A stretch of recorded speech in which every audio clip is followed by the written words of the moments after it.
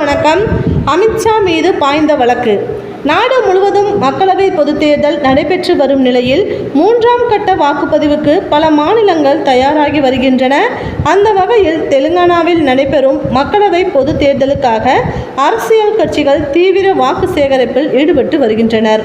அந்த வகையில் பாஜகவின் மூத்த தலைவரும் மத்திய உள்துறை அமைச்சருமான அமித்ஷா கடந்த மே மாதம் 1ஆம் தேதி ஹைதராபாத்தில் நடைபெற்ற தேர்தல் பிரச்சார வாகன பேரணியில் கலந்து கொண்டார். அமித்ஷா கலந்து கொண்ட இந்த வாகன பேரணியில் பல்லாயிரக்கணக்கானோர் மக்கள் பங்கேற்றனர். இந்த நிலையில் கடந்த மே 1ஆம் தேதி ஹைதராபாத்தில் நடைபெற்ற தேர்தல் பிரச்சார வாகன பேரணியில் கலந்து கொண்ட மத்திய அமைச்சர் மீது வழக்கு பதிவு செய்யப்பட்டு உள்ளது. தேர்தல் நடத்தை விதிமுறைகளை மீறி அவர் கலந்து கொண்ட வாகன பேரணியில் குழந்தைகளை பயன்படுத்தியதாக தெலுங்கானா காவல்துறையினர் வழக்கு பதிவு செய்து உள்ளனர். இதேபோன்று தமிழ்நாட்டில் பிரதமர் நரேந்திர மோடி கலந்து கொண்ட கோவை வாகன பேரணியில் குழந்தைகள் கலந்து கொண்டதாக வழக்கு பதிவு செய்யப்பட்டது என்பது குறிப்பிடத்தக்கது.